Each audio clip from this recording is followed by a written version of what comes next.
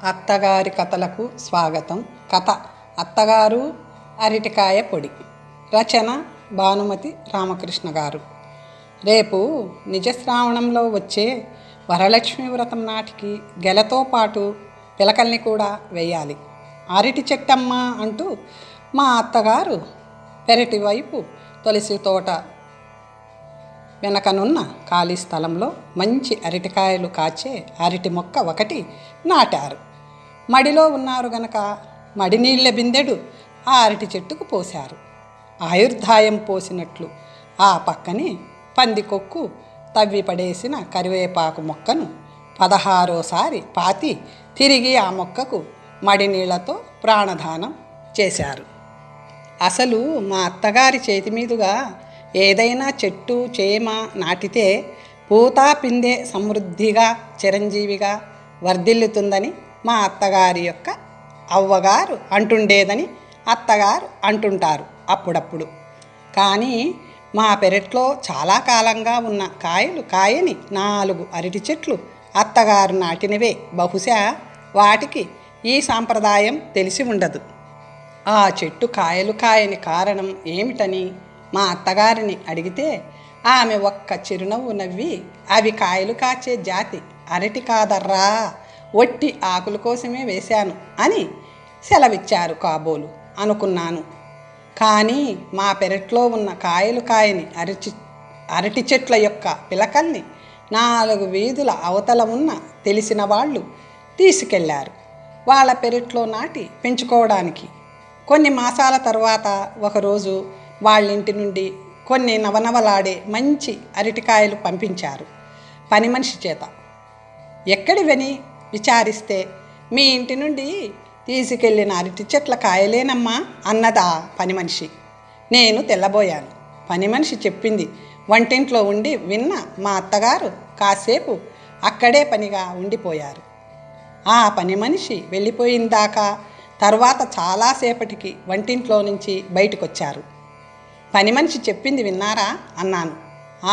విన్నాను, అదే ఆలోచిస్తున్నాను.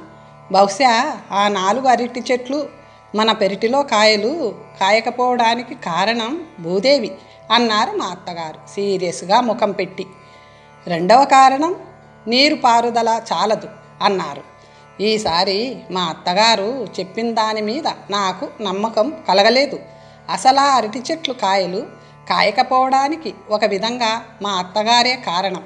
తెరిపి లేకుండా తల్లులు పిల్లలతో సహా మా అత్తగారి భోజనానికి ఆకులు అందించడంతోనే సరిపోయిందా అరటి చెట్టు జీవితం? కాయలు కాచే అవకాశం మా అత్తగారు ఇవ్వందే. రెక్కలు తెగిన పక్షుల్లా నిలబడ్డ ఆ అరటి స్తంభాల పాలిట మరొక రాక్షసుడు కూడా ఉన్నాడు. వాడే వీడు లాంటి వాడు, మా వంటవాడు. పేరు అప్పులు, పూర్తి పేరు అప్పలాచారి. మా అత్తగారే వాణ్ణి ముద్దుగా అప్పులు అంటారు. మేమంతా వాణ్ణి చారి, చార్లు, చారు వగైరా తోక పేర్లతో పిలుస్తుంటాం. అప్పులు వట్టి ఆచారి మాత్రమే కాదు, బ్రహ్మచారి కూడా. తనను పెళ్లాడాల్సిన మేనమామ కూతురు పెళ్లాడనని ఖచ్చితంగా చెప్పేసిందట. చెప్పడమే కాదు, అసలు నీలాంటి ఆడంగి వాడికి పెళ్ళి అనవసరం.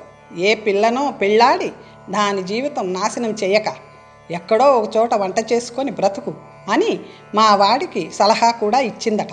మరి పెళ్ళి లేకుండా జీవితాంతం బ్రహ్మచారిగా ఉంటావుట్రా, ఎవరో ఒక పిల్లని చూసి పెళ్ళాడాలి కానీ అంటూ మా అత్తగారు అంటే, నాకెవరు పిల్లనిస్తారమ్మా, నన్నెవరు తెలిసిన వాళ్ళ ఇళ్లల్లోని పిల్లలు చేసుకోరు అని కళ్ళు తుడుచుకునేవాడు మా అప్పులు ఆడదానిలా. ఛీ పిచ్చి కుంక, నీకేమ్రా నిక్షేపంలా ఉన్నావు, ఉండు నేను విచారిస్తాను, ఏదైనా సంబంధం ఉందేమో అంటూ మా అత్తగారే అప్పులు పెళ్లి బాధ్యత అమాంతంగా నెత్తిన వేసుకున్నారు ఒకరోజు. ఆనాటి నుండి అప్పులు మా అత్తగారి యొక్క భక్తుడు భృత్యుడు కూడా. ఆమె కష్టపడకుండా అన్ని పనుల్లోనూ సహాయపడుతుండేవాడు, ఒక్క వంట పనిలో తప్ప. ఆమె సంతోషిస్తుందని ప్రొద్దుటే పూజామందిరం ముందు కూర్చొని భక్తితో సుప్రభాతం చదివేవాడు. వంట అయ్యాక మా అత్తగారికి ఎదురుగా కూర్చుని సంగీతం పాడేవాడు. ఇంతా చేసి చివరకు భోజనాల దగ్గరకు వచ్చేసరికి అరిటాకుల విషయంలో మా అత్తగారిని మోసగిస్తుండేవాడు. ప్రతిరోజు మా అత్తగారి కంటే ముందే వెళ్ళి ఉండే వాటిల్లో మంచి అరిటాకు కోసుకొచ్చుకొని దొంగతనంగా అటక మీద దాచేవాడు. వంట గింట ముగించుకొని తీరిగ్గా అరిటాకు కోసం కత్తి పట్టుకెళ్ళేవారు మా అత్తగారు. అంతకు ముందు రోజు ఆమె చూసిన మంచి అరిటాకు కనబడేది కాదు. వెంటనే ఆవిడ పెరట్లో నుంచి గర్జించేసేది, ఒరేయ్ అప్పులు దొంగ వెదవా, ఉన్న ఒక్క అరిటాకు కోసుకెళ్ళావుట్రా, ఇప్పుడు నా గతేమిట్రా అంటూ. కోసుకొని రాక ఏం చేయమంటారు? మంచి ఆకులన్నీ మీరు దాచుకొస్తే నాగతేమి కావాలా అని అప్పులు తనలో తాను సనుక్కుంటూ ఉండడం ఒకసారి వంటింటి వైపు వెళ్ళిన నేను విన్నాను. అప్పులు నన్ను చూసి తెల్లబోయాడు. వెకిలి నవ్వు నవ్వుతూ మాట మార్చాడు. చూస్తిరా అమ్మా, పెద్దమ్మగారు నా మీద నిండా అభాండం వేస్తారు. ఆమె కోసం అరిటాకు కోసుకొని వచ్చి అటక మీద ఉంచి ఉంటి. నిజం మా అత్తగారికి తెలిస్తే అప్పులు డేంజర్లో పడతాడు. ఏదో సంబంధం చూసి అప్పులు పెళ్లి చేయిస్తానంటున్న మా అత్తగారి ఔదార్యానికి మధ్య అరిటాకు పేచి వస్తే అప్పులు పెళ్లి కంటే ముందు అంపకాలు జరుగుతుంది. నేను చూసి చూడనట్లు విని విననట్లు ఊరుకున్నాను. సుమారైన అరిటాకు కోసుకొని మా అత్తగారు వంటింటిలోకి వస్తుండగానే ఎటూ దొంగతనం బయటపడ్డది కదా అని అటక మీద దాచిన అరిటాకును మీకోసం దాచి కోసుకొస్తానమ్మా అంటూ ఎంతో శ్రద్ధాభక్తులతో మా అత్తగారికి సమర్పించాడు అప్పులు. వెంటనే మా అత్తగారి ముఖం అరిటాకంతా అయ్యింది. మంచి అరిటాకు దొరికిందన్న సంతోషంలో అప్పులు మీద కోపాన్ని మర్చిపోయి కృష్ణ అంటూ ఆకు వేసుకుని భోజనానికి కూర్చున్నారు మా అత్తగారు. అలవాటు ప్రకారం మా అత్తగారు వీపు ప్రపంచం వైపు తిప్పి తను గోడవైపు తిరిగి ఆకు వేసుకు భోంచేస్తున్నారు. ఆమెకెదురుగా ఉన్న గోడలో ఎవరైనా ఏ నరసింహావతారమో ఎత్తి ఆమె ఏం భోంచేస్తుందో తిలకిస్తే తప్ప మానవ మాత్రులకు ఆమె ఏం వంట చేసుకుందో తెలియనివ్వదు. పోని కమ్మని కరివేపాకు తాళింపు గుమగుమలను బట్టి అయినా ఆమె ఆ పూట ఏం వంట చేస్తుందో పసికట్టవచ్చు.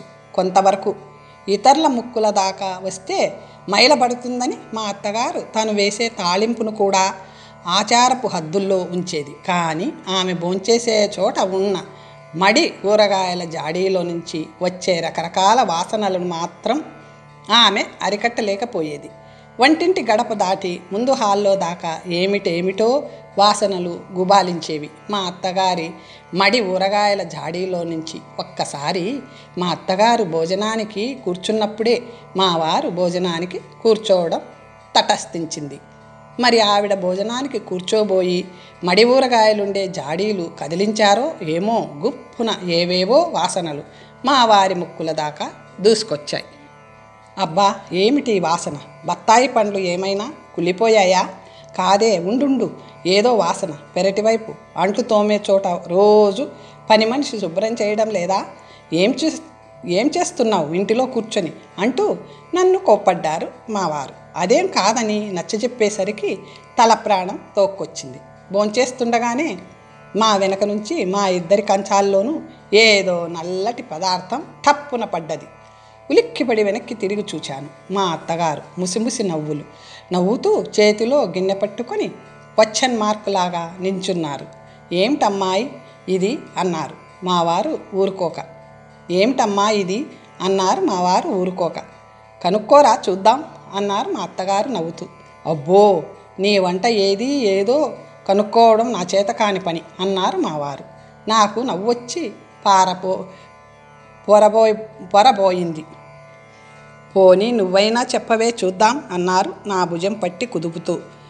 విషమ సమస్య, ఏం చెప్పేది? కంచంలో వడ్డించిన వెంటనే కమ్మటి వాసన రావడానికి బదులు అప్పుడే 4 వర్షం తుంపర్లు పడి భూమి తడిసిన తరువాత వచ్చే మట్టి వాసన గుబాలిస్తుందా నల్లని పదార్థంలో నుంచి. పోని చింతపండా అంటే కాకుండానూ పోలేదు. చింతగింజ ఒకటి నేనున్నానని తొంగి చూస్తోందా నల్ల పదార్థంలో నుంచి. ఇక చింతపండు పచ్చడేనని తీర్మానిద్దామా అంటే ఏవో తాళ్ళుగా కనిపిస్తున్నాయా పదార్థంలో. ఏదో ఒకటి చటుక్కున చెప్పేసి అత్తగారి ముందు అవమానం పాలు కాకూడదని నా బాధ. పోని నువ్వు కాస్త నోట్లో వేసుకొని రుచి చూసి చెప్పరా అన్నది మా అత్తగారు కొడుకును ఉద్దేశించి. అబ్బే అదెట్లా, నీ కోడల్ని అడిగావు, ముందు నీ కోడల్నే చెప్పమను అని తప్పుకున్నారు దొంగ. ఈలోపుగా మీ భోజనాలే పూర్తయ్యేటట్లున్నాయే అన్నారు మా అత్తగారు. మరీ మంచిది, అసలు ఆ పదార్థం ఏమిటో నీ కోడలు కనుక్కుంటుందో, ఓడిపోయానని ఒప్పుకుంటుందో కనుక్కో అన్నారు మా వారు నన్ను ఏడిపించడానికి. బాబూ, నేను ఓడిపోయాను, నిజంగానే నాకు తెలియలేదత్తా అన్నాను. అంతవరకు నవ్వు బిగబట్టుకొని వడ్డిస్తున్న అప్పులు నేను ఓడిపోయాను అనేసరికి 32 గొగ్గిరి పండ్లు బయటపెట్టి నవ్వాడు. అయ్యో, అదేం నిండా కష్టమని అమ్మగారు, నన్ను చెప్పమంటారా ఆ పదార్థం ఏమని అన్నాడు సింగరాయకొండలో పుట్టి శ్రీరంగంలో పెరిగిన ఆ అప్పులు. చెప్పరా అన్నారు మావారు. ఆ నల్ల పదార్థాన్ని మా అత్తగారు చూడకుండా అప్పుడం కిందికి తోస్తూ అప్పులు నిర్లక్ష్యంగా నవ్వుతూ తేలిగ్గా వెంకాయ పచ్చడి అన్నాడు. పక్కున నవ్వేసరికి మా వారికి నాకు కూడా పొరబోయి దగ్గొచ్చింది. శబ్దం లేకుండా మూతి మీద వేలేసుకొని మా అత్తగారు కూడా కాసేపు నవ్వి, ఓరిని తాడు తెగ, వెంకాయ కాదురా వంకాయ అని ఎన్నిసార్లు చెప్పానురా, ఇన్నాళ్ళుగా మా ఇంట్లో వంట చేస్తూ ఇంకా నీకు తెలుగు సరిగా వచ్చి అఘోరించలేదేమిరా అప్పిచ్చి కుంక అని మందలించారు. అప్పులు సిగ్గుపడ్డాడు. పోని ఇప్పుడైనా తినండనరా పచ్చడి, పేరు తెలిసిందిగా అన్నారు మా అత్తగారు. అయ్యో, నాకు సహించదు ఈ పచ్చడి అని తప్పుకున్నారు మావారు. అదేమిట్రా, చిన్నప్పుడు ఆ చెంచు రాక్షసి చేస్తే తినేవాడివి కదూ ఈ పచ్చడి అన్నారు మా అత్తగారు కాస్త చిన్నబుచ్చుకొని. చెంచు రాక్షసి అసలు పేరు చెంచులక్షమ్మ. మా అత్తగారి విధవ ఆడబడుచు, ఎంతో మంచిదని మా వారు చెబుతుంటారు. భర్త పోయాక మా మామగారి దగ్గరే ఉండి వంట వండి పెడుతూ మా వారిని తల్లి కంటే ఎక్కువగా సాకిందట. ఆమె పోవడం, మా వారు కాలేజీలో చేరడం, హోటల్ భోజనం చేయడం అన్నీ ఒకేసారి జరిగాయట. వాళ్ళమ్మ వంట చేసి తను భోంచేసింది వేళ్ల మీద లెక్కించవచ్చు అంటారు మా వారు. చెంచెత్త మాట రాగానే మా వారి ముఖం గాంభీర్యం అయిపోయింది. నిజమే, చెంచెత్త వంకాయ పచ్చడి చేస్తే ఎంతైనా తినేవాడిని. అరటికాయ పొడి అంటే నాకెంతో ఇష్టమని తరచుగా అరటికాయ పొడి చేసి పెట్టేది అన్నారు మావారు చిన్నప్పటి రోజులు జ్ఞప్తికి తెచ్చుకుంటూ. ఓరి తిక్కన్నా, అరటికాయ పొడి చేయడం ఏమంత భాగ్యంరా, నీకిష్టమని తెలిస్తే ఈ పాటికి ఎన్నోసార్లు చేసి పెట్టేదాన్ని. రేపో మాపో చేస్తానులే అరటికాయ పొడి అన్నారు మా అత్తగారు ప్రేమతో. మా వారు హడలిపోయారు. అబ్బే వద్దమ్మా, ఊరికే అన్నాను అని తప్పుకోవడానికి తంటాలు పడ్డారు. మా అత్తగారు విడిచిపెట్టలేదు. నీ ఊరికే అను, నిజంగా అను, మన అరటి చెట్టు కొత్తగా గెలవేసింది. మొదట ఆ కాయలు కోసి నీ కోసం అరటికాయ పొడి చేయబోతున్నాను, సరేనా అన్నారు మా అత్తగారు. ఇప్పుడు వద్దులేమ్మా, ఎవరైనా బంధువులు వచ్చినప్పుడు చేద్దువు గానీలే అరటికాయ పొడి అన్నారు మా వారు ఏమీ తోచక తికమక పడుతూ. బాగుందిరా నువ్వనేది, అరటికాయ పొడి కోసం బంధువుల్ని రమ్మంటావా ఏమిటి, తెలియక అడుగుతా. అరటికాయ పొడి అంటే నీకు ఇష్టం అన్నావు గనక నీకోసమే ముందొకసారి అరటికాయ పొడి చేస్తాను. చుట్టాలు వస్తే మళ్ళీ చేసుకోవచ్చు. అరటికాయ పొడికి ఏం భాగ్యం రా. ఆ సమయంలో మా వారి అవస్థ చూస్తే నాకే జాలి వేసింది. మజ్జిగన్నం కూడా సరిగా తినకుండా చేయి కడుక్కోవడానికి లేచారు. అయినా మీకెందుకు అనవసరంగా శ్రమ, అప్పుల చేత చేయించండి అరటికాయ పొడి అన్నాను మా వారిని ఆపద నుంచి కాపాడడానికి. అయ్యో నెత్తిరాత, అప్పులకి అరటికాయ పొడికి 600 మైళ్ళ దూరం అని నీకు మాత్రం తెలియదా ఏమిటే? అయినా నాకేం శ్రమ గనుకనా, నా కోసం కావాలంటే పొడి చేసుకోను అంటూ పచ్చడి గిన్నె అప్పుల చేతికిచ్చి పెరటి వైపు వెళ్ళారు మా అత్తగారు. చేయి కడుక్కొని మూతి తుడుచుకుంటూ వచ్చిన మా వారు నా చెవిలో, త్వరగా చేయి కడుక్కొని రా, నీతో ఒక మాట చెప్పాలి అంటూ మేడ మీదకి వెళ్ళారు. చేయి కడుక్కొని అంట్ల గిన్నెలు పని మనిషికి వేయమని చెప్పి పాందాను తీసుకొని పైకి వెళ్ళాను. ఏదో ఆలోచిస్తూ వాళ్ళ కుర్చీలో నడుం వాల్చి వాసాలు లెక్క పెడుతున్నారు మా వారు. నన్ను చూడగానే చివాలున లేచి వచ్చి పాందానులోంచి ఒక్కపొడి కాస్త తీసి నోట్లో వేసుకుంటూ, చూడు నిజంగానే రేపు మా అమ్మ అరటికాయ పొడి చేయబోతుందా అన్నారు భయపడుతూ. ఆమె అన్నంతా చేసి తీరుతుంది, మీరు తిన్నాదాకా విడిచిపెట్టదు, కూడాను అన్నాను వచ్చే నవ్వు ఆపుకుంటూ. బాబోయ్, అయితే నేను రేపు ఇంటికి భోజనానికి రాను. నా స్నేహితుడెవడో గృహప్రవేశం కాబోతున్నాడు. వాడింట్లో భోంచేస్తాను రేపు. ఆ సంగతి మా అమ్మకు చెప్పు. ముందే చెప్పకు. ఆమె అరటికాయ పొడి చేశాక చెప్పు. నాకు నవ్వొచ్చింది. మా వారి చాదస్తానికి ఏమీ లాభం లేదు. రేపు తప్పించుకుంటే ఎల్లుండి, ఆ తర్వాత అరటిగల్లో కాయలున్నాళ్ళు మీరు తప్పించుకోలేరు అన్నాను. ఆ గెల్లో ఎన్ని కాయలున్నాయేమిటి నా ప్రాణానికి అన్నారు భయపడుతూ. కనీసం 20-30. చచ్చాన్రా దేవుడా అంటూ వాళ్ళ కుర్చీలో కూడబడ్డారు. కాసేపు ఉండి, ఐడియా చూడు, నేను చెప్పినట్లు చేస్తావా అన్నారు లేచి కూర్చుంటూ. ఏం చెయ్యాలి అన్నారు. ఏం చెయ్యాలి అన్నాను. మరేం లేదు, ఆ అరటిగెల కోసేసి ఎవరికైనా దానం చేసేయి. నన్ను రక్షించిన దానివి అవుతావు అన్నారు మా వారు బ్రతిమాలుతూ. బాబోయ్, మీ అమ్మ బ్రతికుండగానే ఆమె చూసిందంటే ఆమె చూడకుండానే ఆ గెల కోసి నా కారు వెనుక డిక్కీలో పడేయి. ప్రొద్దుటే వెళ్తూ మన పక్కింటి భాస్కరం గారింట్లో పడేసిపోతాను అన్నారు. పోని అదేదో గృహప్రవేశానికి వెళ్ళాలన్నారుగా, రేపు వాళ్ళ ఇంటికే పట్టుకెళ్ళండి అన్నాను. అది రేపు కాదులే, వచ్చే శుక్రవారం. మరి భోజనానికి వెళ్ళాలన్నారుగా రేపు. ఏం హోటళ్ళు లేవు? అయ్యో, ఏం కర్మండి హోటల్లో భోంచేయడానికి.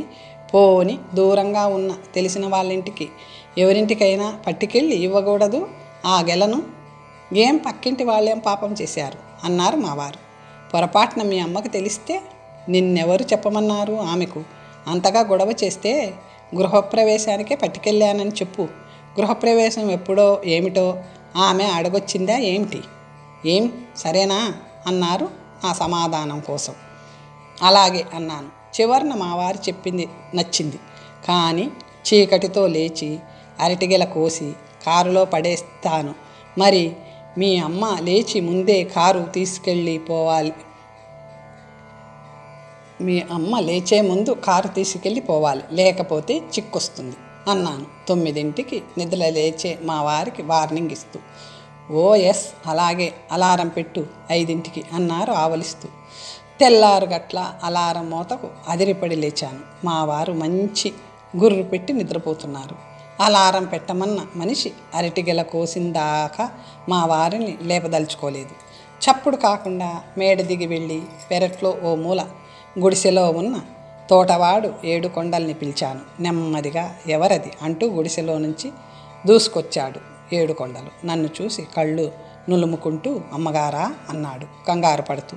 ఉస్ అరవక, చూడు, కత్తి తీసుకొని నా వెంటరా అంటూ ముందుకు నడిచాను. డిటెక్టివ్ నవల్లోని విలన్లాగా 7 కొండలు కత్తి తెచ్చాడు. అందంగా ఉన్న అరటిగెలను కోయించేసేయడానికి నా మనసు ఎంతో బాధపడ్డది. ఆనాడు పితృవాక్య పరిపాలన కోసం పరశురాముడు తల్లిని నరికివేసినట్లు భర్తృవాక్య పాలన కోసం నేను ఆ అరటిగెలను కోయించక తప్పలేదు. కోయించిన గెలను కారులో పెట్టించి మళ్ళీ చప్పుడు కాకుండా మేడ మీదకి వెళ్ళాను. మా వారు బ్రహ్మాండంగా గురకలెడుతున్నారు. ఇంకా నేనే ఒక అలారం కాక తప్పలేదు. ఉలిక్కిపడి లేచారు. లేవండి త్వరగా, అరటిగెల కోసేశాను. ఎందుకు అన్నారు నిద్రమత్తులో. ఎందుకేమిటి, మీరేగా కోయించమన్నారు. త్వరగా లేచి తీసుకెళ్ళి పక్కింటి వాళ్ళకి ఇచ్చిరండి, కారులో పెట్టాను గెల. అబ్బా, నీవే తీసుకెళ్ళి ఇవ్వు, నన్ను డిస్టర్బ్ చేయక నిద్రొస్తుంది అని అటు తిరిగి పడుకున్నారు. చచ్చాన్రా భగవంతుడా, కథ అడ్డం తిరిగింది. చూడండి, మిమ్మల్నే మీ అమ్మ లేచే టైం అయ్యింది. మీరు ఏమాత్రం బద్దకించినా మీ అమ్మ చేయబోయే అరటికాయ పొడి తినాల్సి ఉంటుంది. ఈ రోజు నుండి వరుసగా గెలలో కాయలు అయిపోయేదాకా. బాబోయ్, ఇదిగో లేచాను అంటూ మా వారు తేలుకుట్టినట్లు త్రుళ్ళిపడి లేచారు. అప్పటికి కానీ మా వారి నిద్రమత్తు వదల్లేదు. పెరటి వైపు తలుపు తీసిన చప్పుడైంది. నా గుండెల్లో రైళ్లు పరిగెత్తడం మొదలెట్టాయి. మా అత్తగారు లేచారు. పెరటి వైపు వెళ్తూనే అరటిగెల కనిపించకపోతే 7 కొండల్ని కేకేసి అడుగుతుంది. వాడు చెప్తాడు. నన్ను పిలుస్తుంది. ఏమండోయ్, త్వరగా కారు తీసుకెళ్ళండి, మీ అమ్మ లేచారు అన్నాను కంగారు పడుతూ. అయ్యయ్యో, ఇదిగో వచ్చేశాను అంటూ ముఖం కడుక్కొని చొక్కా వేసుకొని గబగబా మెట్లు దిగి కిందికెళ్ళారు. బెడ్ కాఫీ తీసుకొని అప్పులు ఎదురయ్యాడు. చీచి, వెధవ శకునం పోయిందిరా, ఈ రోజంతా ఖరాబ్ నీ శకునంతో అంటూ 4 అడుగులు వెనక్కి వచ్చి తిరిగి మెట్లు దిగి కారు తీసుకొని గేటు బయటకు వెళ్ళిపోయారు మా వారు. ఉన్నట్లుండి మా అత్తగారి కేకలు మేడ మీదకు వినిపించాయి. చచ్చాను, ఇక నన్ను పిలుస్తుందేమిటి? పిలిచింది. వస్తున్నానత్త అంటూ బళ్ళోకెళ్ళినట్లు పెరటి వైపు ఉన్న మా అత్తగారి దగ్గరికి వెళ్ళాను. అది కాదే, అరటికెల అంత తెల్లారిగట్లా కోయించాల్సిన అవసరం ఏమొచ్చింది? కారులో పెట్టించావటే, ఎందుకు? అసలు కారేది? మీ అబ్బాయే తీసుకెళ్లారు. మరి కారులో నీవు అరటికెల పెట్టిన సంగతి వాడికి తెలుసా? ఆయనే కోయించి కారులో పెట్టమన్నారు. తన స్నేహితుడింట్లో ఈరోజు గృహప్రవేశమట, తీసుకెళ్లారు వాళ్ళకి ఇవ్వడానికి అన్నాను నీళ్లు నములుతూ. అయ్యో, నెత్తిరాత! శ్రావణ శుక్రవారం పూట తొలిసారి వేసిన నిక్షేపం లాంటి అరటిగెలను నీవెట్లా కోసిచ్చావు? వాడెట్లా తీసుకెళ్ళాడు? హవ్వా! అయినా నీవు నన్నెందుకు లేపలేదు? ఏం చెప్పేది? తల వంచుకొని మాట్లాడక ఊరుకున్నాను. అప్పులు చేతులు కట్టుకొని వినయంగా మా అత్తగారి ముందు నిలబడ్డాడు. ఏడుకొండలు అరటి చెట్టు పక్కనే నిలబడ్డాడు, తల వంచుకొని దోషిలాగా. ఇంకా చూస్తూ నిలబడ్డావేమిట్రా? గెలకోసిన వెంటనే అరటి చెట్టు కొట్టేయాలని తెలీదు అని గర్జించారు మా అత్తగారు. అరటి చెట్టు మొదలంటా నరికేసి ఉంచాలు తీసుకొచ్చి మా అత్తగారి ముందు ఉంచాడు. ఎందుకు ఇవి? అఘోరించనా? తీసుకెళ్ళి దిబ్బలో పరే. బంగారం లాంటి అరటిగెల ఊళ్ళో వాళ్ళకిచ్చి ఈ బోడి ఊచలు తినటానికే ఇన్నాళ్ళు పెంచిందా అరటి చెట్టును? చీచి! మనుషులకు బుద్ధి జ్ఞానం అంటూ ఉండాలి. అసలు అన్నీ వాడికి ఆ తండ్రి బుద్ధిలే వచ్చాయి. ఆయన అంతే, వారం వజ్రం చూడకుండా ఏదంటే అది ఇంట్లో నుంచి తీసుకెళ్ళి ఊళ్ళో వాళ్ళకి ఇస్తుండేవారు. అయినా మాటల్లో పోట్లాటల్లో ఇది మంచి, ఇది చెడు అని చెప్పాలి కానీ మరీ మొగుడు ఏది చెబితే దానికంత తాళం వేస్తుంటే ఎలా? ఇదిగో ఇట్లాగే ఉంటుంది అంటూ నాకు 2 చురకలు తగిలించారు మా అత్తగారు. తల ఒగ్గాను వాళ్ళ అబ్బాయి కోసం. ఆ పూట వంట ఆలస్యంగానే ఆరంభించారు మా అత్తగారు. కొడుకు వస్తే 4 చివాట్లేసి అడగాలని చాలాసేపు ఎదురు చూసింది ఆమె. మా వారు రాలేదు, కారు రాలేదు. 12 గంటలైనా మా వారు రాలేదు. బహుశా వాళ్ళమ్మకు భయపడి ఏ స్నేహితుడింటికో వెళ్ళి ఉంటారనుకున్నాను. గేటు బయటే కారు ఆపి చప్పుడు కాకుండా మేడ మీదకెళ్ళి ఒక నిద్రపోయి లేచి తాఫీగా స్నానం గీనం ముగించుకొని బట్టలు మార్చుకొని కాఫీ కూడా అడగకుండా వాళ్ళమ్మ కంట పడకుండా ఉంటే చాలని అడుగులో అడుగేసుకుంటూ మెట్లు దిగి వస్తున్నారు మా వారు. నేను ఎదురయ్యాను. అలాగేరా, వెనక్కు వెళ్ళకు, మంచి శకునం చూడు. మా అమ్మ ఇప్పుడెక్కడుంది? కేకలేసిందా అన్నారు రహస్యంగా. అదంతా ఎందుకు అడుగుతారులేండి, ఇంతవరకు మీకోసం కాచుకున్నది. మీరు వస్తే 4 చివాట్లేసి అడగాలని ఇప్పుడే వంట చేసుకోవడానికి వెళ్ళింది లోపలికి అన్నాను. బాబోయ్, అయితే నన్ను త్వరగా వెళ్ళని. అయితే ఇంతకీ మీ భోజనమో హోటల్లో? అయ్యో, ఏం గ్రహచారం అండి, అరటికాయలు లేవుగా ఇంట్లో, ఈ పూట ఇంట్లో భోంచేయండి అన్నాను బ్రతిమాలుతూ. అబ్బా, చెప్తే వినవు కదా. అసలే మా అమ్మ కోపంగా ఉంటుంది రోజు. ఆమె వెయ్యబోయే ప్రశ్నలన్నిటికీ అబద్ధాలు చెబుతూ కూర్చోవాలి. నా చేత కాదు. మా అమ్మ అడిగితే ఉందిగా గృహప్రవేశం, అక్కడికి వెళ్ళానని చెప్పు. నాకిదే పని. నేనా తీరిగ్గా మీకోసం అబద్ధాలు ఆడటానికి కూర్చున్నాను. మీ అమ్మ చేత చీవాట్లు సూటిపోటి మాటలు నేను తినలేను. అంతకన్నా అరటికాయ పొడైనా తినొచ్చు. ఇవాళ కాకపోతే రేపు మాత్రం మీరు ఆమె కంటపడరా అన్నాను. రేపటికి ఆమె కోపం చల్లారిపోతుందిలే అంటూ మెట్లు దిగి హాల్లోకి వెళ్ళారో లేదో సాక్షాత్ తిరుపతి వెంకటేశ్వర స్వామిలాగా పట్టెనామాలతోనూ చేతిలో సంచితోనూ ప్రత్యక్షమైనారు మా బావగారు. ఏంరా అంతా కులాసాయేనా అంటూ మా వారు గతుక్కుమన్నారు. రా అన్నయ్య, ఇదేనా రావడం? ఇంటి దగ్గర వదిన పిల్లలు అంతా కులాసాగా ఉన్నారా అంటూ వాళ్ళ అన్నయ్యను హాల్లోకి ఆహ్వానించారు. ఎవరో అనుకొని లోపలికి వెళ్ళిపోయిన నేను మా బావగారి గొంతు గుర్తుపట్టి హాల్లోకి వచ్చాను. నన్ను చూస్తూనే, ఏమమ్మా బాగున్నావా? మీ అక్కయ్య నిన్ను చాలా చాలా అడిగినట్లు చెప్పమన్నది. పిల్లలంతా నిన్ను చూడాలని కలవరిస్తున్నారు అన్నారు. అవును బావగారు, ఇంతవరకు వాళ్లను మా ఇంటికి తీసుకురాలే లేదు. పోనీ ఈసారైనా తీసుకురాకపోయారా అక్కయ్యను పిల్లలను అన్నాను. ఎక్కడమ్మా, నా ఉద్యోగంతోనే సరిపోతుంది. ఈసారి ఆఫీస్ పని మీద వచ్చాను. 4 రోజులు లీవులో అలాగే మిమ్మల్ని చూసినట్టు అవుతుందని అనుకున్నాను. అన్నట్లు కక్కి ఏది కనబడదేం అన్నారు మా అత్తగారి కోసం వెతుకుతూ. ఆమె వంటింట్లో ఉన్నారు, పిలుస్తాను అంటూ మా బావగారికి కాళ్లకు నీళ్లు కూడా తేవడానికి పెరటి వైపు వెళ్ళాను. అప్పుడే అరిటాకు కోసం కత్తి పట్టుకొని బయలుదేరారు మా అత్తగారు.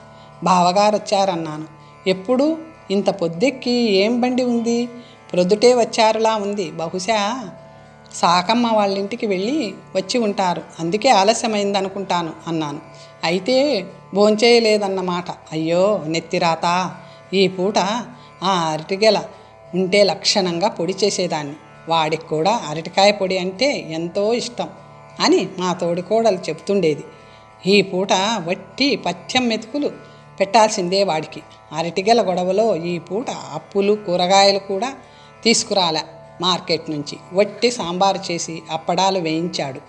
నేను వట్టి పచ్చడి మెతుకులు చేసుకున్నాను. ఇప్పటికే 12 దాటింది. ఇప్పుడు కూరగాయలకు మార్కెట్ నుంచి తెప్పించి వంట చేసి ఎప్పుడు వాడికి అన్నం పెట్టడం? అన్నట్లు నీ మొగుడు గృహప్రవేశానికి వెళ్ళాడన్నావు కదూ, ప్రొద్దుటే కారు తీసుకెళ్ళిన వాడు ఇంకా రాలేదేం? అక్కడే భోంచేసి వస్తాడా ఏకంగా అన్నారు మా అత్తగారు. అబ్బే లేదు, ఇప్పుడే ఆయన వచ్చారు, వెనకాలే బావగారు వచ్చారు అన్నాను. అయ్యో నెత్తిరాత, ఈ పూటే ఇంటిలో కూరగాయలు లేకుండా పోవాలా? సరే, నీవు వెళ్ళి సింహుడికి కాళ్లకు నీళ్ళిచ్చిరా, నేనేదో తంటాలు పడతాను అంటూ పెరటి వైపు వెళ్ళారు మా అత్తగారు. బ్రతికాం అనుకొని మా బావగారికి కాళ్లకు నీళ్లు తీసుకెళ్ళాను. కక్కి భోంచేస్తుందా అన్నారు మా బావగారు. లేదండి, మీరు భోంచేశాకే చేస్తుందట అన్నాను. అట్లాగా, అయితే లేవరా, పాపం కక్కి మన కోసం కాచుకుంటున్నట్లుంది అన్నారు మా బావగారు లేవబోతూ. నా గుండె గతుక్కుమంది. మా అత్తగారి ఉత్తర్వు లేకనే వీళ్ళు భోజనానికి వెళ్ళడానికే లేదు. ఆవిడ ఏదో తంటాలు పడతానంది, మరి ఇంకాసేపు పడనిస్తే మంచిదనుకొని. లేదు బావగారు, ఆమె పిలుస్తానన్నారు అన్నాను. అయితే సరే, నాకేం తొందర లేదు, ప్రొద్దుటే తిన్నా, టిఫిన్ ఇంకా అరగలేదు, కక్కి కోసం చెప్పాను అన్నారు. అవును, అమ్మను భోంచేయమని చెప్పు, అప్పులున్నాడుగా వడ్డెనకు, ఇంకా ఆమెందుకు అన్నారు మా వారు. కొంపదీసి వాళ్ళమ్మ ఏ పదార్థమైనా వడ్డించడానికి వస్తుందేమోనన్న భయంతో.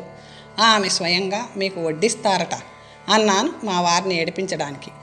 అదేమిటి, భోంచేసేదాకా అమ్మ మడిలో ఉంటుందిగా అన్నారు మా వారు ఇంకా సందేహ నివృత్తి కాక. ఉంటారు, అప్పులు వడ్డిస్తుంటే పర్యవేక్షణ చేస్తారు. ఆమె ఏదైనా పచ్చడి పులుసు చేస్తే మీ కంచాలలో ఎత్తి పడేస్తారు అన్నాను. మా బావగారు పక్కున నవ్వారు. మా వారు నన్ను నమిలి మింగేటట్లు చూసి మరుక్షణం తను నవ్వేశారు. ఆ మాట ఈ మాట మాట్లాడుతుండగానే 1 గంట అయింది. లోపల నుంచి మా అత్తగారు పిలిపొచ్చింది. నా కోసం వెళ్ళాను వంటింటిలోకి. చూశావుటే, నా మనసులో ఏదైనా అనుకుంటే అట్లాగే జరుగుతుందని మా అవ్వ అంటుండేదని అప్పుడప్పుడు నేను నీతో అంటుంటాను, జ్ఞాపకముందా? ఇంతకు బేషైన అరటికాయ పొడి చేశాను అన్నారు ఆవిడ సంబరపడిపోతూ. అన్నాను గుడ్లు తేలేసి. నోట మాట రాలేదు నాకు. ఇందాకటి నుంచి ఆమె పడుతున్న తంటాలు ఇదేనా?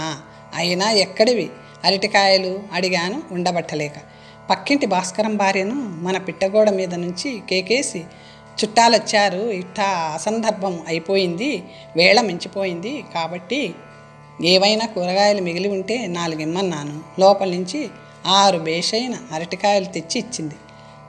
చెప్తే నమ్మవేమో, మన అరటిగెలలో కాయల్లాగే నవనవలాడుతూ చూడముచ్చటగా ఉన్నాయి, ఇవిగో ఇంకా 3 కాయలు ఎత్తి పెట్టాను అంటూ మిగతా అరటికాయలు చూపించారు మా అత్తగారు. ఏం చెప్పేది, భూమి గుండ్రంగా నుండును అన్నట్లు తిరిగి మా ఇంటికే వచ్చాయి గెలల్లో కాయలు. మంచివేళ భాస్కరం భార్య అస్సలు విషయం చెప్పలేదు. మా అత్తగారితో బ్రతికించింది. బహుశా మా వారు వాళ్ళమ్మకు తెలియనివద్దని పాలిష్డ్గా చెప్పి ఉంటారు. ఆయన దేని నుంచి తప్పించుకోవాలని తంటాలు పడ్డారో ఆ అరటికాయ పొడి విశ్వరూపం ధరించింది. నేను దిగులుగా నిలబడి ఉండటం చూసిన మా అత్తగారు హుషారుగా, ఏమిటే అట్టా దిగులు పడి నిలబడ్డావు? మన అరటిగెలక మన అరటిగెల పోతే పోయింది, పక్కింటి వాళ్ళ పుణ్యమా అంటూ మంచి అరటికాయలు దొరికాయి. సమయానికి నీ మొగుణ్ణి సింహుణ్ణి భోజనానికి రమ్మను. ఒరేయ్ అప్పులు, వాళ్ళిద్దరికీ వడ్డించరా అన్నారు. అరటికాయ పొడి మా అత్తగారు చేశారన్న విషయం తెలిస్తే మా వారు అస్సలు భోజనానికి కూర్చోరేమో. మళ్ళీ నాకు విషమ సమస్య అయ్యింది. హాల్లోకి వెళ్ళాను. అత్త భోజనానికి పిలుస్తుంది అన్నాను నెమ్మదిగా. మేము ఎప్పుడో రెడీ, లేవరా అంటూ పైన తువ్వాలు వేసుకొని మా బావగారు లేచారు. మా వారు నన్ను చూసి, వాళ్ళమ్మ ఎక్కడుంది, అరటిగెల సంగతి మళ్ళీ ఏమైనా గొడవ చేస్తుందా, ఏమైనా వడ్డించబోతుందా, ఏం మూడ్లో ఉంది, కోపంగా ఉందా ఇత్యాది ప్రశ్నలన్నీ భరతనాట్య భంగిమల్లో సైలెంట్గా అభినయించారు. అన్నిటికీ చిరునవ్వు నవ్వి ఊరుకున్నాను. ఏం చేసినా చిక్కే. భోజనానికి కూర్చున్నారు అన్నదమ్ములిద్దరూ. ఏరా సింహం, ఎన్నాళ్ళకొచ్చావు, మమ్మల్ని అంతా మర్చిపోయినట్టున్నావే అంటూ చేతిలో అరటికాయ పొడి గిన్నె ధరించి రంగంలో ప్రవేశించారు మా అత్తగారు. ఎక్కడ అరటిగెల సంగతి వస్తుందోనని భయంతో తలవంచుకొని కూర్చున్నారు మా వారు. ఎక్కడ కక్కి పిల్లలతోనూ నా ఉద్యోగంతోనూ సరిపోతుంది. పెద్ద పిల్ల పెళ్ళిడికొచ్చింది, రెండవ వాడికి టైఫాయిడ్ వచ్చి ఇప్పుడే లేచి తిరుగుతున్నాడు. చంటిదానికి ఎప్పుడు ఏదో జబ్బు. నీకు తెలియందేముంది, ఇల్లు కదలడానికి అవకాశమేది అన్నారు మా బావగారు. మరి సంసారం అన్న తర్వాత ఉండవట్రా, నీవంటే మీ అబ్బకు ఒక్కడివే కొడుకు గనక రాజులాగా పెరిగావు. మరి నలుగురు పిల్లలు జల్లలు అన్న తర్వాత మాటలా ఏదో సామెత చెప్పినట్లు ఒరేయ్ అప్పులు, అన్నం వడ్డించరా వాళ్ళిద్దరికీ అని ఆజ్ఞాపించారు మా అత్తగారు. మా వారు వాళ్లను చేతుల్లో ఉన్న గిన్నె చూడలేదు. అప్పులు అన్నం వడ్డించిన వెంటనే వార్నింగ్ లేకుండా మా అత్తగారు అరటికాయ పొడి వడ్డించేశారు. మా వారు గతుక్కుమన్నారు, కానీ ఆమె ఏం వడ్డించిందో పసిగట్టలేకపోయారు. మా అత్తగారి వంటలో అదొక విశేషం. వడ్డించిన వెంటనే ఫలానా అని కనుక్కోవడం బ్రహ్మతరం కాదు. ఇదేమిటి కక్కి అన్నారు బావగారు పొడిని పరీక్షిస్తూ. అయ్యో తిక్కన్నా, ఏమిటని అడుగుతావేమిట్రా, అరటికాయ పొడిరా. మా వారు త్రుళ్ళిపడ్డారు. నా వైపు కోపంగా చూశారు. నేను తలుపు వెనక్కు తప్పుకున్నాను. నీకు వాడికి ఇష్టమనే చేశాన్రా అరటికాయ పొడి. ఏమిటో వేళ మించిపోయిందని ఆదరా బాదరా చేశాను, ఎట్లా ఉందో ఏమో అంటూ వంటింట్లోకి వెళ్ళారు మా అత్తగారు. అదేమిటి కక్కి, మా కోసం ఈ వేళప్పుడు నీవు భోజనం కూడా చేయకుండా ఈ మాత్రం చేసిందే ఎక్కువ. ఇంకా ఎట్లా ఉండటం ఏమిటి, నీవు చేస్తే బాగుండకుండా ఉంటుందా అంటూ మా బావగారు అరటికాయ పొడి కాస్త నోట్లో వేసుకున్నారు. తక్షణం గరగరా గరగరా అనే శబ్దం బయలుదేరింది మా బావగారి నోట్లోంచి. ఏమిటన్నయ్యా అన్నారు కంగారు పడుతూ మావారు. అబ్బే ఏమీ లేదురా, ఈ అరటికాయ పొడి ఉంది చూశావు, కాస్త జాగ్రత్తగా చేయాలి, ఏమాత్రం అజాగ్రత్తగా చేసినా కష్టం అంటూ గ్లాసుడి నీళ్లు నోటిలో పోసుకొని గరగరా శబ్దాన్ని గలగరించి మింగారు మా బావగారు. ఇదిగో ఈ పొడి బాగా కుదిరిందిరా, వేడి వేడిగా కూడా ఉంది, కాస్త తిని చూడండి అంటూ మా అత్తగారు వంటింట్లో నుంచి మరి కాస్త అరటికాయ పొడి తీసుకొచ్చి వద్దంటున్నా వినకుండా బలవంతంగా వడ్డించింది. అంతవరకు మా వారు తాకనే లేదు అరటికాయ పొడి. ఎంతో ఆప్యాయంగా మా అత్తగారు రెండవసారి వడ్డించిన అరటికాయ పొడిని విధి లేక భయపడుతూ కాస్త నోటిలో వేసుకున్నారు. మా బావగారు అన్నగారేమైనా అనుకుంటారనో ఏమో మా వారు ధైర్యం చేసి కాస్త పొడి నోటిలో వేసుకున్నారు. ఈసారి కరకరా కరకరా శబ్దాలు బయలుదేరాయి. ఒక్క క్షణం నోరు మూసుకొని అన్నదమ్ములిద్దరూ ఒకరి ముఖాలొకరు చూసుకున్నారు. ఆ శబ్దాలు ఎక్కడి నుంచి వస్తున్నాయా అని, వాళ్ళిద్దరి నోటిలో నుంచే వస్తున్నాయని గ్రహించిన వెంటనే గబుక్కున చెరో గ్లాసుడు నీళ్లు నోటిలో పోసుకొని ఆ కరకరా శబ్దాన్ని మింగేశారు. మా అత్తగారు మూతి మీద వేలేసుకుని వాళ్ళిద్దరినీ ఆశ్చర్యంగా చూస్తూ, ఇదేవిట్రా, అరటికాయ పొడి తినటానికి ఇంత అవస్థ పడుతున్నారు అన్నది. అబ్బే లేదు కక్కి, అరటికాయ పొడి తినటానికి అవస్థ ఏముంది అన్నారు మా బావగారు గ్లాసు కింద పెడుతూ. మరేమైనా రాళ్ళు రప్పలున్నాయా? అబ్బే అవుంటే దొరికిపోతాయి. సాధారణంగా వేపుడులో కలిసిపోయేవి, బొగ్గులు తాలింపులో కలిసిపోయే వాటిల్లో ఆవాల్లోని ఇసుక, ఇవి రెండు కాస్త జాగ్రత్తగా చూడకపోతే చిక్కు అంతే అన్నారు మా బావగారు. ఏమోరా, అన్నీ సరిగానే చూసి వేశాని. నేను కూడా కాస్త నోట్లో వేసుకొని రుచి చూశాను. మరి నువ్వైనా ఇసుక బొగ్గులు నా నోటికి తగల్లేదే అన్నారు మా అత్తగారు. దానికి కారణం ఉంది కక్కి. మాకు పండ్లు ఉన్నాయి గనక నమిలాం, నీకు పండ్లు లేవు గనక మింగేసుంటావు. అందుకే నీకు తెలియలేదు అరటికాయ పొడిలో అరటికాయ కాక ఇంకా ఏమేమో ఉన్నాయో అన్నారు మా బావగారు. మా వారితో పాటు మజ్జిగన్నం కలుపుకుంటూ తలుపు వెనుక ఉన్న నేను నవ్వు ఆపుకోలేక తంటాలు పడ్డాను. అయ్యో నెత్తిరాత, ఇంతకు ఇద్దరూ తినలేదేమిట్రా అరటికాయ పొడి అంటూ దవడలు నొక్కుకున్నారు ఆశ్చర్యంగా మా అత్తగారు.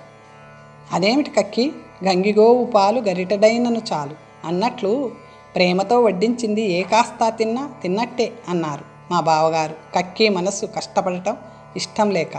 పోని రేపు మళ్ళీ చేసి పెడతానులేరా అరటికాయ పొడి అన్నీ జాగ్రత్తగా చూసి అన్నారు మా అత్తగారు.